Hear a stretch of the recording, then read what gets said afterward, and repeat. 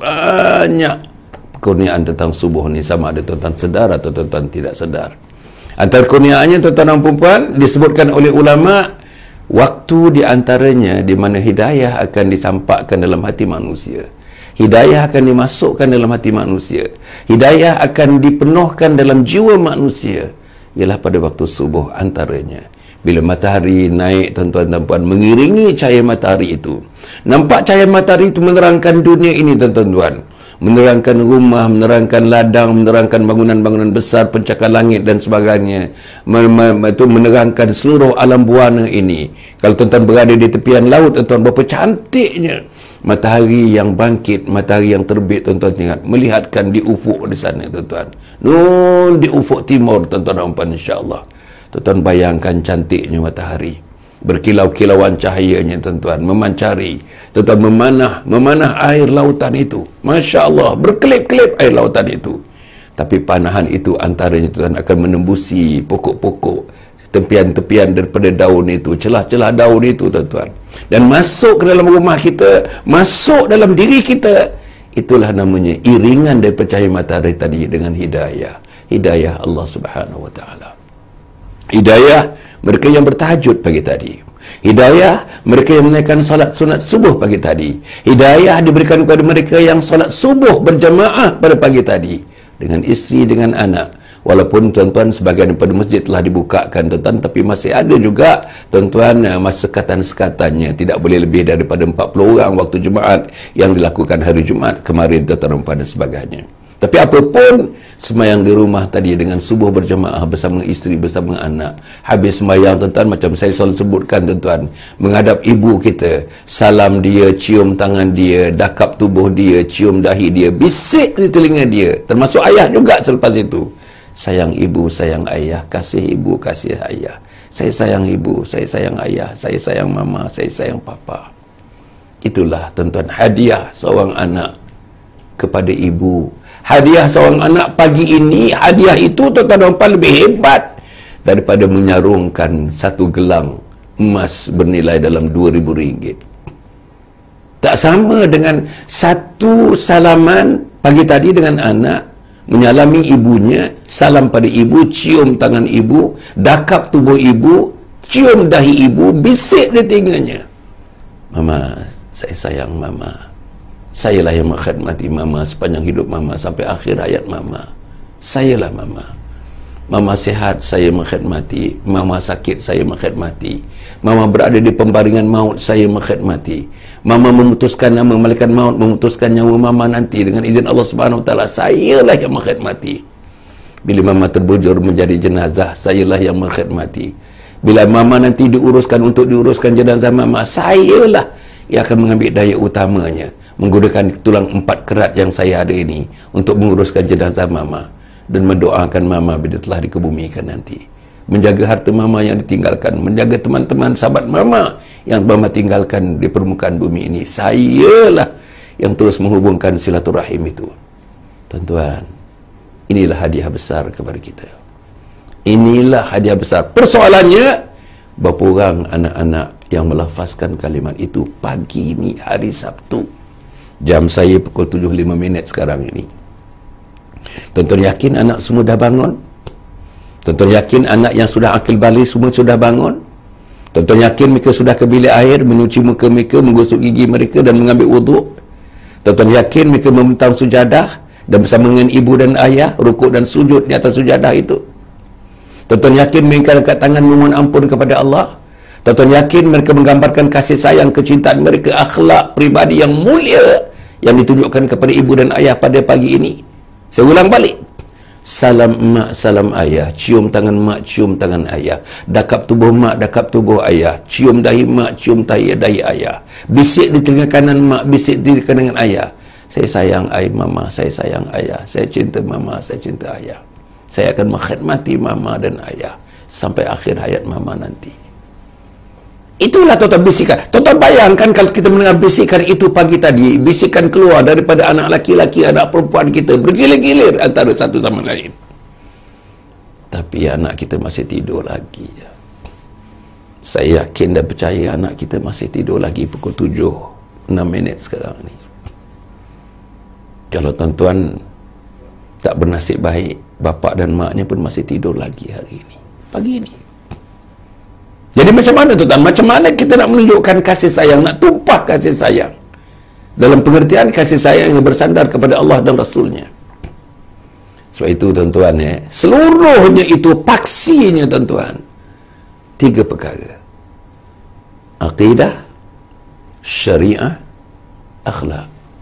Aqidah, syariah, akhlak. Aqidah, syariah, akhlak. Hilang salah satu, miss salah satu, tak jadi dia.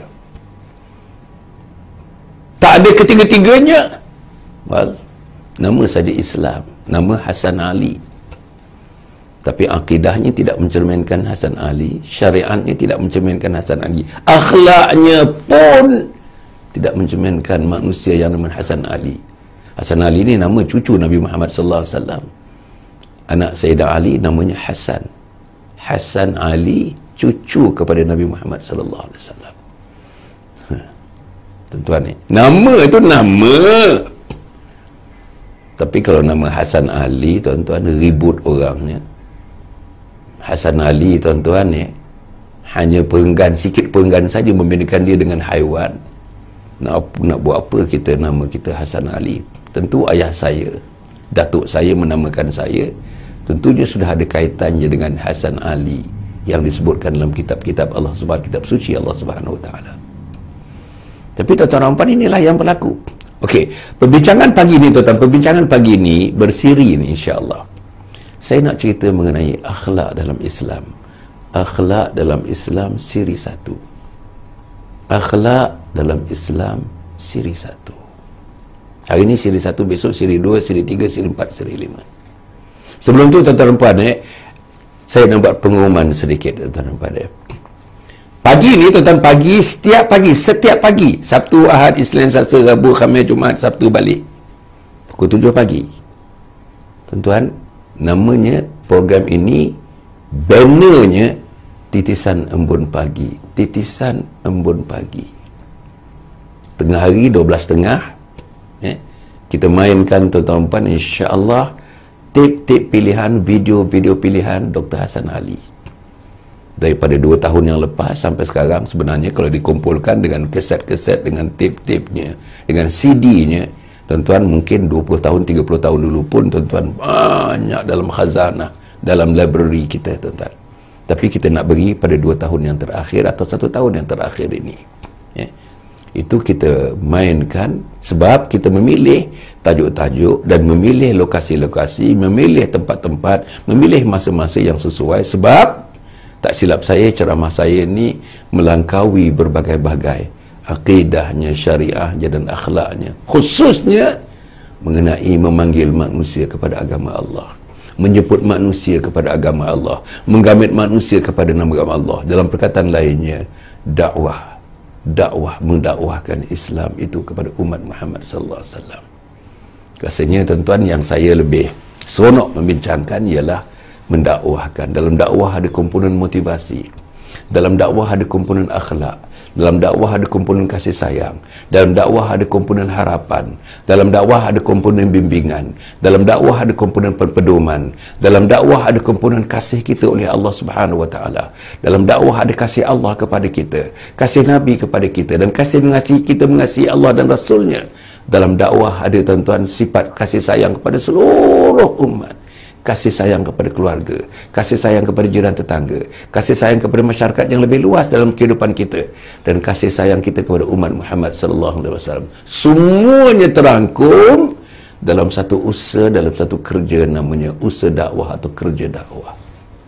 Yang itu ialah saya boleh berikan cara praktikal tuan-tuan, kerana terlibat sedikit dalam usaha-usaha sedemikian sejak saya muda lagi tuan-tuan. Masih di universiti lagi pun sudah melibatkan diri dalam kerja-kerja dakwah seperti itu.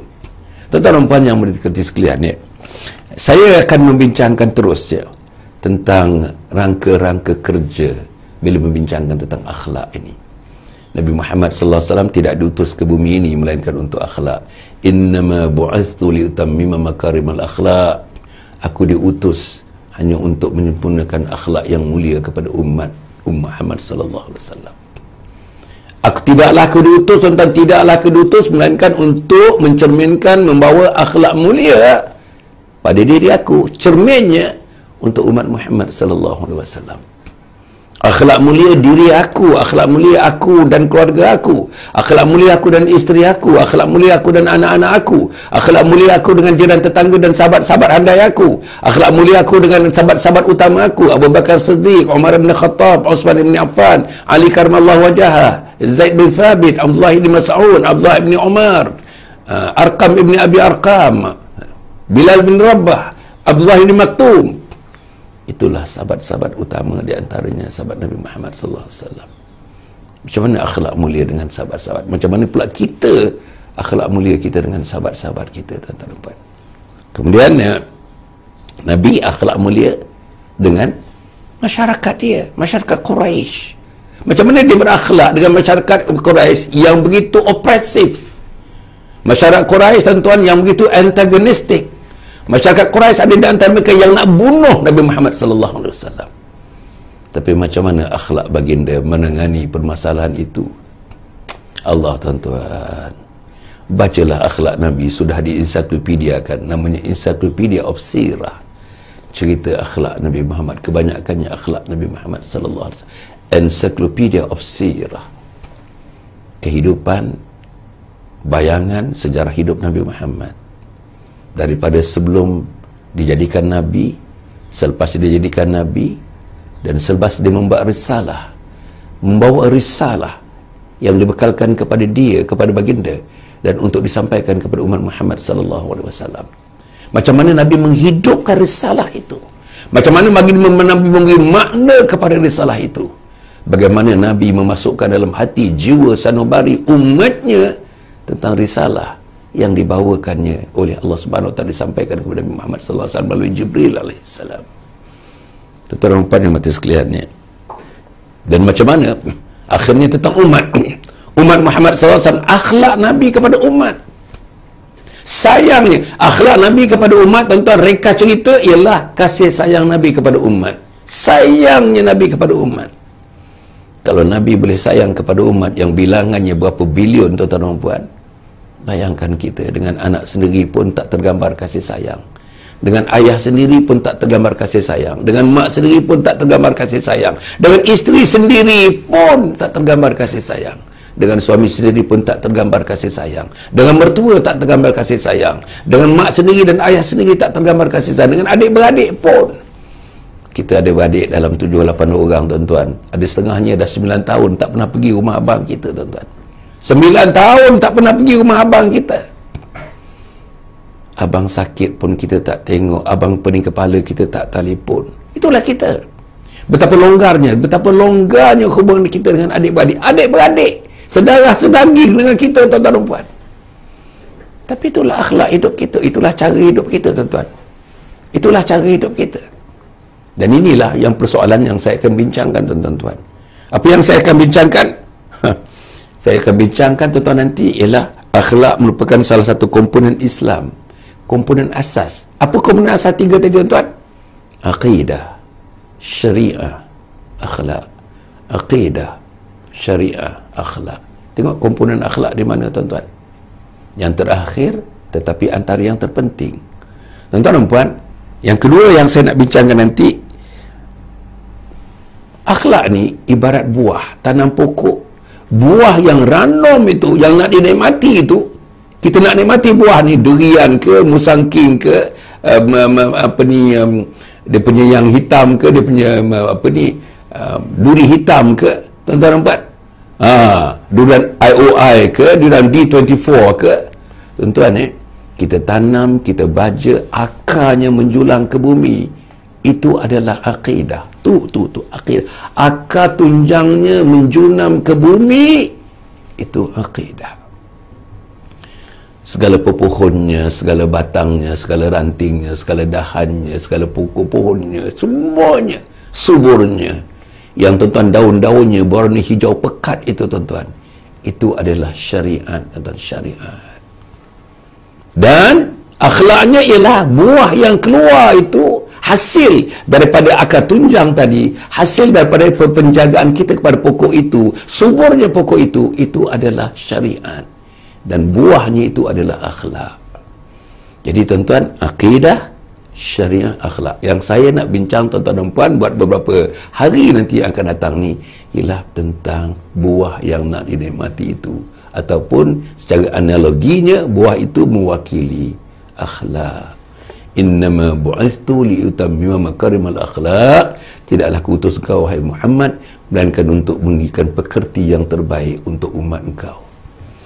Tuan dan puan, insya-Allah kita akan berehat sebentar. Kita dengar tuan-tuan pesanan. Jangan lupa tuan-tuan dan puan, di skrin tuan-tuan tengok tuan-tuan. Skrin tuan-tuan tengok crawling information itu mengenai anjung husnul khatimah. Kita memerlukan derma tuan-tuan, memerlukan infak daripada tuan-tuan, memerlukan sumbangan daripada tuan-tuan dalam bentuk wakafnya, dalam bentuk zakatnya, dalam bentuk infaknya, bentuk sedekahnya, dalam bentuk amal jariahnya, fisabilillahnya. Dan tuan-tuan dan puan, sebentar kita, dan juga 3 buku serangkai, 3 serangkai buku, 3 serangkai. Saya tulis buku tuan-tuan dan puan. Buku yang ke-41, buku yang ke-42, buku yang ke-43. Mari kita saksikan sekarang tuan-tuan. Sila tuan-tuan.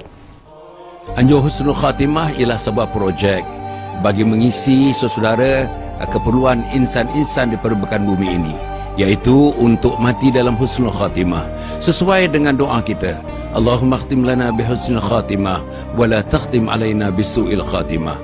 InsyaAllah sebuah projek, sebuah kampus, sebuah kompleks yang dinamakan Anjung Husnul Khatimah yang akan didirikan tidak berapa lama lagi, dan insyaAllah akan memberikan khidmat yang terbaik kepada seluruh umat Islam untuk hidup dalam Islam dan mati dalam husnul khatimah.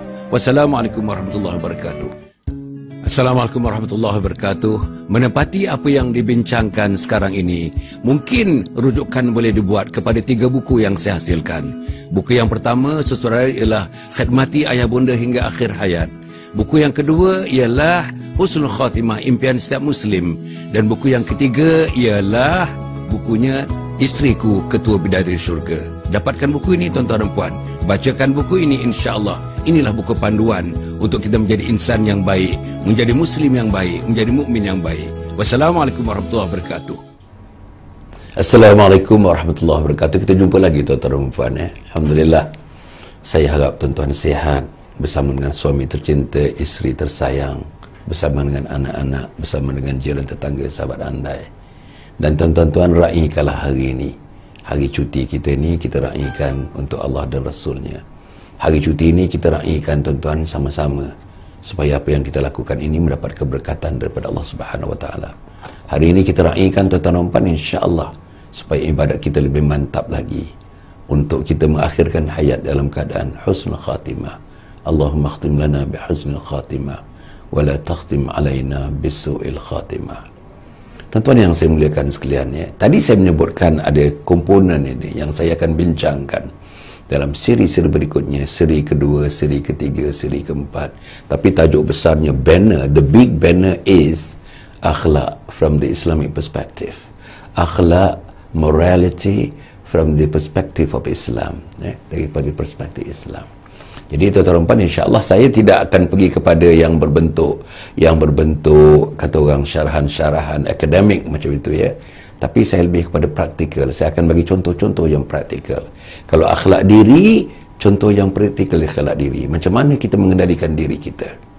Macam mana kita mengendalikan otak kita? Macam mana kita mengendalikan pemikiran kita? Apa yang komponen akhlak dalam permainan otak kita, dalam pusingan otak kita, dalam tuan-tuan dan puan, keagresifan otak kita, dalam keadaan tuan-tuan kita nak beroperasikan otak kita ni supaya seluruh operasi otak ini tercengkam di bawah akidah, syariah dan akhlak. Itu yang kita nak buat. Kemudian datang bila kita memikirkan, bila dah otak, kita mikirkan badan kita. Macam mana tangan kita ni menggambarkan akhlak, macam mana mata kita, macam mana mulut kita, macam mana hidung kita, macam mana lidah kita. Macam mana kita nak tempa lidah kita ni membawa kita kepada gelanggang akhlak mulia. Macam mana hati kita, hati kita ni seluruhnya berpusat pada hati. Hati yang baik, tertunjuklah akhlak yang baik. Hati yang kotor, tertunjuklah akhlak yang kotor. Tuan-tuan, Kalau tuan-tuan tidak bernasib baik mempunyai suami puan-puan yang suka cakap-cakap yang kotor, cakap-cakap yang keji, bahasa-bahasa yang keji, ya, celaka, sundal, tak guna satu sen pun, tak guna hidup awak ni, tak guna hidup lah. Tuan-tuan, ya, perkataan-perkataan macam itu mestilah daripada hati yang berkocak-kocak macam itu, yang tak tahu di mana nak diletakkan, nak disandarkan hati itu. Hati yang tidak dibina, hati yang tidak dibentuk, hati yang tidak diasuh. Waktu anak-anaknya tak diasuh, waktu remajanya tidak diasuh, bapaknya lupa, maknya lupa nak mengasuh. Waktu dewasanya tidak diasuh, waktu tuanya, sampailah waktu tuanya nak berjumpa dengan Allah Subhanahu Wa Taala, tak mampu nak menguturkan perkataan yang paling murni dalam kehidupan insan. Apa perkataan itu? La ilaha illallah Muhammadur Rasulullah. Tak mampu nak ucapkan. Sebab kotornya hati, kotornya lidah, kotornya mata, kotornya telinga, kotornya hidung, kotornya pemikiran, kotornya otak. Jadi tuan-tuan dan puan, insya-Allah. Kemudian saya akan menceritakan nanti tentang akhlak hubungannya dengan kejiwaan, dengan hati yang saya baru sebutkan tadi.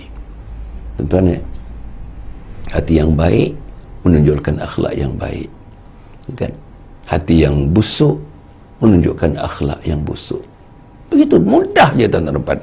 Dan yang keempat, insya-Allah tuan-tuan, kita akan ulas sikit tentang pengutusan, mengutus. Kenapa Allah utus Nabi Muhammad sallallahu alaihi wasallam? Bayang tuan-tuan, Nabi Muhammad SAW diutus kepada masyarakat yang sudah korup.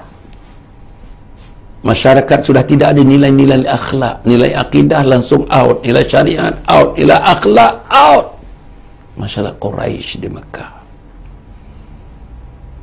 Tuan-tuan, gali lubang dalam-dalam, tolakkan anak perempuan kampus. Mereka benci. Mereka sangat sungguh kalau isteri mereka melahirkan anak-anak perempuan. Tak ada nilai anak-anak perempuan, tak ada nilai orang perempuan, kecuali nilai untuk melepaskan nafsu saja. Itu zaman itu. Zaman itu Nabi diutus oleh Allah Subhanahu Wa Taala. Nabi diutus zaman syirik, menyembah batu-batu, menyembah makanan roti, sembah roti, habis sembah roti, makan roti itu, makan Tuhan mereka. Jadi tuan-tuan, itulah benda masalahnya. Berperang hari-hari, bermusuh-musuhan antara kabilah dengan kabilah, antara suku dengan suku. Bayang, berperang tuan-tuan, berapa banyak suku-suku, berapa banyak tuan-tuan, the tribes within the vicinity of Mekah. Sebab itu Nabi datang bawa cahaya akidah, Nabi datang bawa cahaya syariat, dan Nabi datang bawa cahaya akhlak. Allah transform tuan-tuan. 23 tahun. Such a short spell of time. In only 23 years, Nabi has been so successful in transforming masyarakat. Apa yang Nabi transformkan? Aqidah. The deep feeling of the greatness of God in the heart and the minds of the Muslim. Apalagi syariat, peraturan hidup. Nabi transform dari peraturan hidup jahiliyah kepada peraturan hidup yang penuh dengan sumber-sumber dan isi-isi kehidupan, tuan-tuan dan puan, yang akan membentuk diri manusia menjadi insan yang baik di sisi Allah. Ada wajibnya, ada makruhnya, ada haramnya, ada halalnya, ada mubahnya. Hanya dalam Islam. Dan akhlak. Tuan-tuan bayangkan ambil contoh Sayyidina Umar Ibn Khattab sebelum masuk Islam. Nak bunuh Nabi Muhammad. Tapi dalam keadaan perjalanan nak bunuh Nabi Muhammad, Allah bukakan pintu hidayah. Ada peristiwa dengan adiknya yang sedang membaca cebisan daripada Al-Quran. Datang bertemu dengan Allah Subhanahu Wa Taala. Terbuka tuan-tuan. Ada rongga hidayah pada hati Sayyidina Umar bin Khattab. Terus menghadap Rasulullah. Ajarkan aku la ilaha illallah, ajarkan aku syahadah, wahai Rasulullah. Masuk saja Islam tuan-tuan. The very moment when he converted into Islam, Tuan-tuan bayangkan tuan-tuan. Jiwanya berubah, hatinya berubah, pandangannya berubah, worldview-nya berubah, nilainya berubah. Jadilah Umar Ibn Khattab. Ada tuan-tuan yang menyebutkan tuan. Kalau ada Nabi selepas Nabi Muhammad, mungkin Umar Ibn Khattab lah orangnya. Masya Allah tuan-tuan. Macam mana tuan-tuan ni? Sebab itu saya mengharapkan mudah-mudahan Allah memberikan kekuatan kepada kita. Sebab itu tuan-tuan insya-Allah Dan kemudian tuan-tuan dalam ruangan ini juga saya akan bercerita tentang dimensi akhlak. Dimensi akhlak. Akhlak terhadap Allah dan Rasul, akhlak terhadap Rasul, akhlak terhadap Allah, akhlak terhadap Rasul, akhlak terhadap diri sendiri, akhlak terhadap sesama manusia dengan manusia yang lain. Sesama manusia yang lain itu apa tuan-tuan? Pecah lagi. Allah terhadap ibu dan ayah. Yang ini yang saya nak bagi penekanan. Akhlak anak-anak terhadap ibu dan ayah. Dimulai dengan tadi, salam ibu, salam ayah, cium tangan ibu, cium tangan ayah, dakap tubuh ibu, dakap tubuh ayah, cium dahi ibu, cium dahi ayah, bisik di telinga ibu dan bisik di telinga ayah. Saya sayang ibu, sayang ayah. Dengan satu perjanjian kepada ibu dan ayah, kita menguruskan, kita mengkhidmati dengan tulus ikhlas kerana Allah, kerana Rasulnya, nak mengkhidmati mak bapak sampai akhir hayatnya, dan mengurus jenazahnya nanti bila mak dan ayah terbujur menjadi jenazah. Saudara, kita nak dengar perjanjian itu daripada mulut anak-anak kita. Kita nak dengar kata-kata itu daripada mulut anak kita. Kita nak dengar bisikan itu daripada mulut anak kita. Yang inilah yang agaknya mengembangkan hati kita.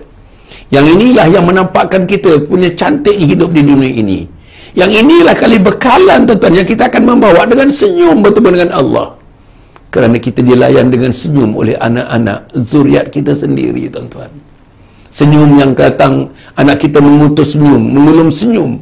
Senyum yang terbit daripada hati jiwa murni untuk ibu dan tersayang, ayah yang terkasih, yang tercinta. Yang inilah yang saya nak ulas panjang lebar sikit nanti tuan-tuan. Pasal saya dapati inilah penyakit masyarakat. Anak-anak tak peduli mak bapak. Anak-anak tak berasa nak mesra dengan mak bapak. Anak-anak terasa they don't feel compelled, to respect their own parents, Dan ini masalah, ini dilema yang kita hadapi. Anak itu ada kat rumah kita. Sekarang tuan-tuan pukul 7, hampir lagi 2 minit pukul 7.30. 2 minit lagi pukul 7.30. Tak bangun lagi anak kita. Tak bangun lagi tuan-tuan dan puan ni. Ketuk pintu dah 4 kali dah. Dah sakit dah. Kita punya tangan ni, kita punya ulas-ulas tangan ni, tuan-tuan, dah sakit dah ketuk pintu. Tapi pintu disakitkan, tapi anak kita tak bangun lagi tuan-tuan dan puan-puan ni. Inilah yang berlaku. Bukan hari ini saja. Semalam pun tak bangun, minggu lepas pun tak bangun, bulan lepas pun tak bangun. Kemana mereka nak pergi tuan-tuan? Kemana mereka nak pergi? Dengan sifat yang macam itu, bolehkah mereka menjadi anak yang soleh, anak yang solehah? Ini kita bincang nanti tuan-tuan dan puan, insya-Allah. Tapi apapun tuan-tuan, itu terhadap ibu dan ayah, terhadap tanggungan. Tanggungan maknanya tuan-tuan, next of kin. Akhlak yang mesti dipaparkan within the circle, within the parameters of your next of kin. Anak, adik, abang, kakak. Kemudian tuan-tuan dan puan, akhlak mulia yang ditunjukkan kepada kaum kerabat, circle yang lebih besar lagi. Mertua, ipar, bapa saudara, mak saudara, 2 pupu, 3 pupu. Itu circle kerabat-kerabat kita. Yang lebih besar lagi circle-nya. Kemudian tuan-tuan dan puan, jiran tetangga. Akhlak dengan jiran tetangga. Kita dah duduk dengan jiran tetangga, seorang Cina tuan-tuan, 17 tahun dah. Anak dia ada 3 orang. Kita tak tahu nama penuh anak dia. Kita tak tahu nama penuh isteri dia. Kita tak tahu nama penuh suami dia. Kita tak tahu. Kita tak tahu bahasa dia. Masya Allah. Dan kita tidak berjumpa dengan dia dengan senyum, menghormati dia. Dalam senyum itu kita nak bawa satu message kecantikan Islam, message kebaikan Islam, message keharmonian Islam, message kebaikan Islam.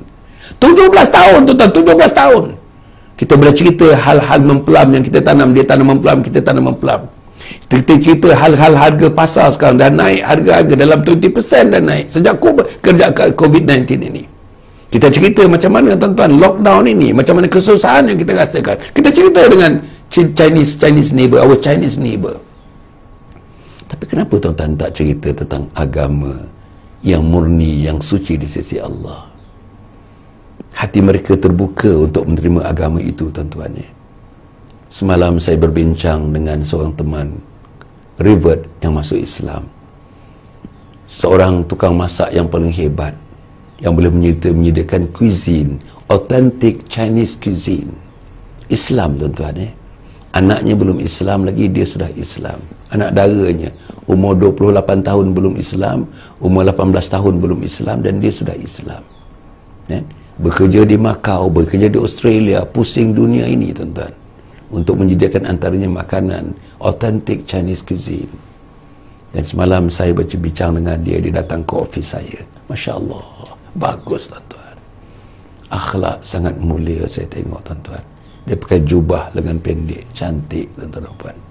Bercerita tentang pengalamannya bergerak daripada negeri ke negeri, bergerak daripada tempat ke tempat, bergerak berjumpa dengan umat Muhammad, bergerak nak cari Islam, cari Islam,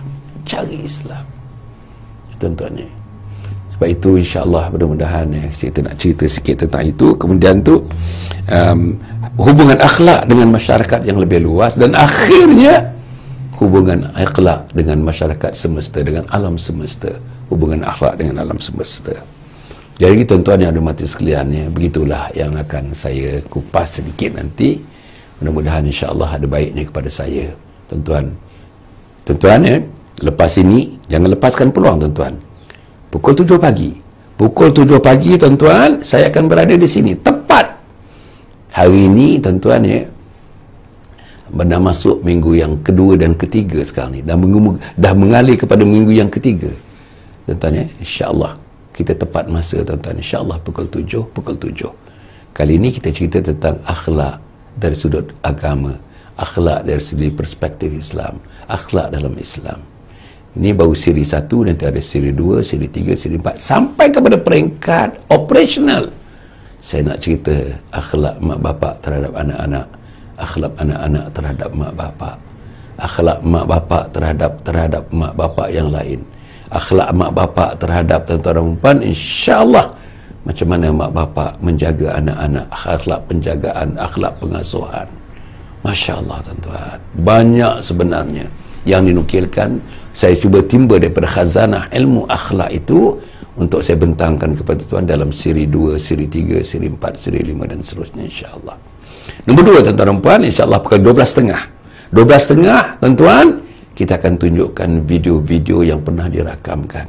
Pilihan daripada video-video yang saya fikir video-video itu coraknya bagus, tajuknya bagus, penyampaiannya bagus, dan yang pentingnya, tuan-tuan, komponen pendidikannya adalah bagus untuk kita semua. Itu akan ditontonkan pada pukul 12.30 tengah hari, insyaAllah. Malam ini, tuan-tuan, 9.30. Malam ni 9 suku tak? 9.15 malam. Setiap malam 9.15 malam. 9.15 malam kita ada, tuan-tuan, tersangkut 2 malam. Dulu 2 malam yang lepas kita ke udara, tuan-tuan, insya-Allah. Malam yang sebelumnya tidak, malam tadi pun tidak, kerana ada sikit masalah teknikal. Apa masalah teknikal, tuan-tuan? Masalah teknikalnya ialah, insya-Allah, tuan-tuan, ini masalah. Ini ada, tuan-tuan dan puan, ini bateri, tuan-tuan, dan ini ada kaitannya dengan mic, dengan mikrofon kita. Jadi ada sistem kita, ada sistem mikrofon, sistem audio kita yang perlu diperbaiki, dan senior technician kita telah pergi pun, tuan-tuan, berguru untuk mendapatkan supaya masalah audio itu, terutama masalah audio saya, tetamu-tetamu saya tidak menghadapi masalah audio, saya menghadapi masalah audio bila kita nak cantumkan di antara OBS dengan StreamYard, tuan-tuan, yang kita menggunakan aplikasi-aplikasi itu. Jadi insya-Allah itu sudah dapat kita temukan puncanya, dan insya-Allah kita bersiaran pada malam ini dan malam-malam seterusnya, insya-Allah pukul 9.15 malam. Siapa tetamu saya malam ni, tuan-tuan? Tetamu saya malam ni nombor 1, Zul Handy Black, seorang penyanyi pop, penyanyi rock yang hebat, tuan-tuan, tercalon sebagai penyanyi terbaik pada satu masa dahulu, dan tercalon juga sebagai pelakon drama terbaik, tuan-tuan dan puan. Dan sudah pun dalam 5 tahun yang lalu berhijrah. Tuan-tuan tengok mukanya, tengok tuan-tuan alun-alun suaranya, tengok gambaran-gambaran roh dalam masa 5 tahun ini. Macam mana Islam transform dia, transform minda dia, transform akal dia, transform akhlak dia, transform hati budi dia, dan transform jiwa halus, dan transform tuan-tuan bentuk fizikal, termasuk the facial expression dia yang menggambarkan roh Islam sudah terpancar dalam dirinya, tuan-tuan. Malam ini insya-Allah pukul 9 suku bersama dengan tuan-tuan dan puan, insya-Allah Ustaz Halim Din. Ustaz Halim Din yang semalam Ustaz Halim Din keluar, tuan-tuan, tanyalah Ustaz dalam TV3, tuan-tuan. Orang yang sentiasa dalam TV3, dalam Astro dan sebagainya. Malam ini dia bersama dengan saya, insya-Allah, bersama-sama dengan tuan-tuan dan puan-puan pada malam ini. Jadi jangan lupa 9.15 malam ni. 9 suku tu 9:10 minit, 9:05 minit kita dah mulakan, tuan-tuan. Dengan lagu-lagu kita dah mula dah, insya-Allah, sebelum kita ke udara penuh pada pukul 9.15 pada malam ini. Tuan-tuan, di skrin, tuan-tuan jangan lupa, tuan-tuan, di skrin tuan-tuan lihat, tuan-tuan, tuan-tuan dermalah kepada Anjung Husnul Khatimah. Kompleks Anjung Husnul Khatimah, non-profit making, tak ada satu sen pun untuk keuntungan. Saya dan teman-teman dan seluruhnya sedang mengusahakan untuk membangunkan 13 juta, kos 13 juta nak dibangunkan di Sungai Semungkis, Ulu Langat di sana. Bangunan yang besar dengan masjid ni saja boleh memuatkan 1,000 orang. Dalam compound itu, dalam kompleks itu ada masjid boleh memuatkan 1,000 orang. Di situlah setiap pagi nanti, tuan-tuan, orang datang dengan modul-modulnya tertentu, 3 hari 2 malam, 3 hari 2 malam, 3 hari 2 malam. Di situlah pukul 4 pagi semuanya akan bangun, menitiskan air mata, tahajudnya, sembahyang taubatnya, sembahyang hajatnya, sembahyang witirnya, munajatnya di masjid itu. Setiap pagi nanti ada qiyamul lail kita lakukan setiap dini hari di situ, di masjid itu, insya-Allah. Tuan-tuan, kalau tidak ada aral melintang, ujung tahun atau awal tahun kita akan bangunkan masjid itu dengan bangunan-bangunan di sekitarnya. Ada 8 fasa yang nak dibangunkan. Kita memerlukan sumbangan daripada tuan-tuan untuk kita bangunkan Anjung Husnul Khatimah, iaitu pusat satu-satunya dalam dunia, satu-satu di Malaysia untuk memberikan apa nama program. Programnya ialah program, tuan-tuan, pendidikan hujung usia. Program pendidikan hujung usia yang menghala kepada untuk mati dalam husnul khatimah. Inilah satu-satunya.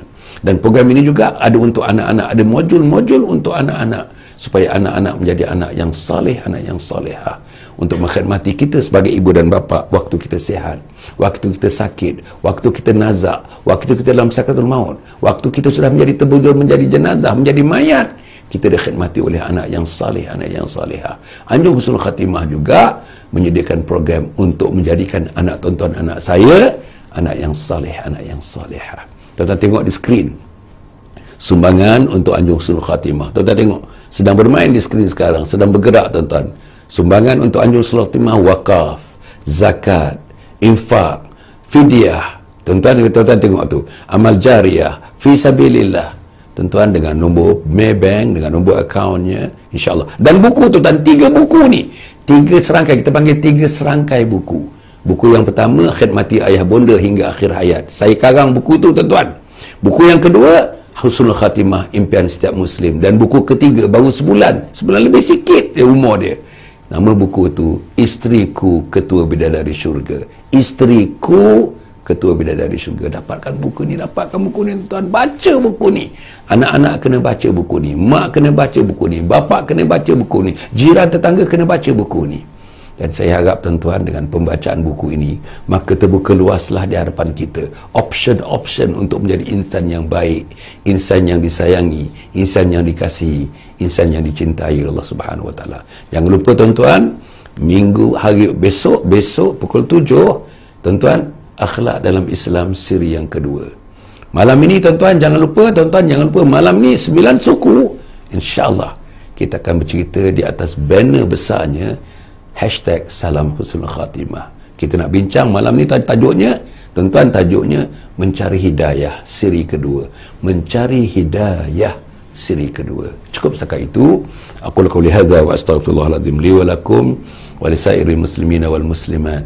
innahu huwal ghafurur rahim. Wassalamualaikum warahmatullahi wabarakatuh.